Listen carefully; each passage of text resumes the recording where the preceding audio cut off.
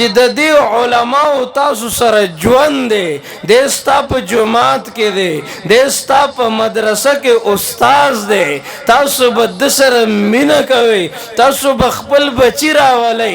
د سره به کینوئ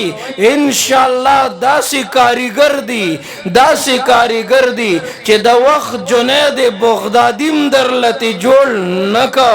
اے د وخت عطاءالله شاه بخاری میں تی جوڑ نکا اے منگ درلتے احمد علی لاہوری جوڑ نکا او منگ درلتے د معاشرے بہترین انسان جوڑ نکا اے منگ ورطا پگڑی پسر نکڑلا منگ ورطا د ننگ و ناموس زندگی و نخودلا منگ ورطا د والدین و ادب و احترام و نخودلو اے منگ ورطا د ختم نبوت دفاع و نخودلا منگ ورطا د ابو بکر صدیق صداقت و نخودلو منگ ورطا د حضرت عمر عدالت و نخودلو منگ ورطا د حضرت عثمان سخاوت د حضرت علی شجاعت اے منگ ورطا د بلال حبشی د عشق و جنون انتہا و نخودلا ماتے د دی معاشرے یو بہترین انسان جوڑ نکا بیا آیا مولانا صاحب اسی زما پا جماعت کے ناسے اسی زما پا مدرسہ کے ناستے کنا ستانا خو ستاد دے علمنا ستاد دے پگڑینا خو ماتا حیث فائدہ ملاو نشوا نشوا نشوا بیا آیا مولانا صاحب ستا زما سر وفا نشتا دے د یو لاس نه خو پړق نه خیجی کنا کچھ تم قریب او کچھ ہم جناب عالی تب خپل بچے راوالی دوی سره به کینے کنا نو دا غین نباد تو نے خرید کر انمول کر دیا تو نہیں ہے اس جہاں میں منہ چھپانے کے لیے تو نمونہ بن کے آیا ہے زمانے کے لیے تو نہیں ہے وقت غفلت میں گوانے کے لیے تو ہے دنیا بھر کے سوتوں کو جگانے کے لیے ددی ڈرامو فلمونو د پارا ٹیم نشتا دے ددی ٹک ٹاکو د بے حیائی د پارا ٹیم نشتا دے ددی فحاشی و عریانی د پارا ٹیم نشتا دے ددی گانو بجانو د مجلسونو د پارا ٹیم نشتا دے ماتا گو رہے دیر خکلی مجمدہ نوجوانان پا نظر رازی ماشاءاللہ مشران پا نظر رازی ماشاءاللہ یاد ساتی وقت لگ دے کار دیر دے عالم کفر لگیا دے زمن پہ اسلام باندے حملے کئی زمن دا قرآن بھی حرمتی کئی لگیا دے زمنگا دا پیغمبر پہ ختم نبوت باندے حملے کئی لگیا دے اے زمن دا خور و لر دا عزت صادر تاللہ سچائی لگیا دے دا ٹک ٹاکو پہ شکل کے دا پیس بک دا بد نظرائی پہ شکل کے دا سوشل میڈیا دا عریانی پہ شکل کے اگوی منگ زمنگ اللہ خپکڑے دے زمنگ معاشری برباد کڑلے زمنگ نوجوان برباد کو اگورا نشو تماشو کی اختکڑے دے منگ نے پردے کڑے دے او زپدی انتظارم چی زپتی سلطان صلاح الدین محمد بن قاسم و عطاءاللہ شاہ بخاری جوڑو ماں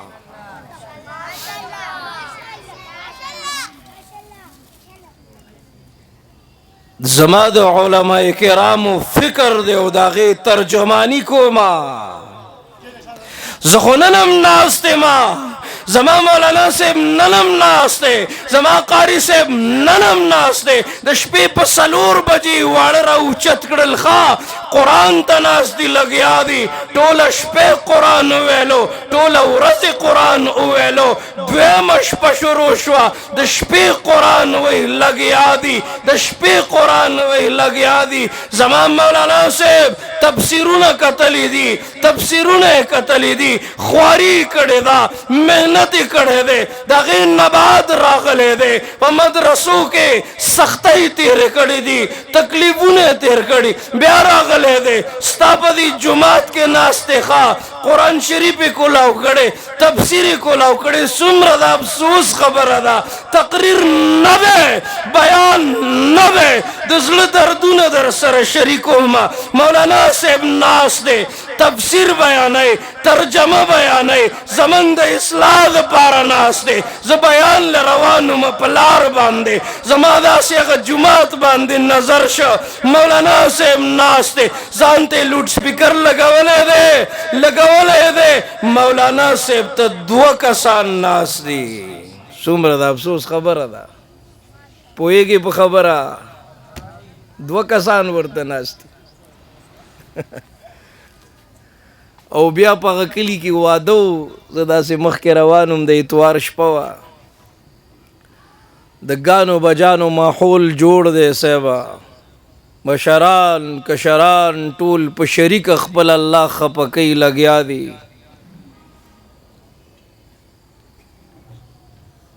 واورئ زما دا چغې او دردونه د دې علماء کرامو په دې زړه کې چې کوم دردونه پراته دي دا فقیر به نن د دغې دردونو ترجمانی کوي او هغه ترجمانی هغه د دردونو اظهار هغه د مینې اظهار دا دی مولانا صاحب ته دوه کسان ناس دي او د ګانو بجانو پروګرام جوړ دی په هغې کې په کټونو کې او کرسو کې ځای نشته دی خلک ورته په ځمکه باندې ناست دي څومره بې وفا یو موږ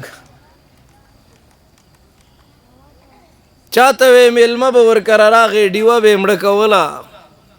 د به ورسره هسې لاس کته کوو میلمه به یې مړه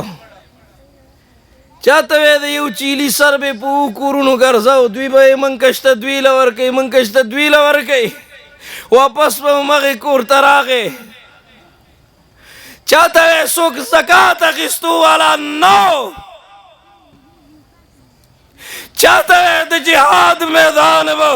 د تندې حالت به یو ملګري به مشکیزې والا نه اوبه غوښتلې هغه به هغه ته اوبه پیش کړلې هغه به داسې خولې ته کړې لهو لغان دی زخمي دی هغه به خولې ته کړې که نه هغه به نه څکلې خوا کې به بل ملګري وې ماله اوبه هغه چې به کله هغه ته پیش کړې وایي زما دا ملګری ډېر تږی دی هغه به هم نه څکلې خوا کې به بل ویل ماله اوبه هغه به هغه ته پیش کړلې هغه به هم نه څکلې درې واړه د تندې په حالت کې دي دنیا نه رخصت شوي موږ ته انسانیت ښودلی دی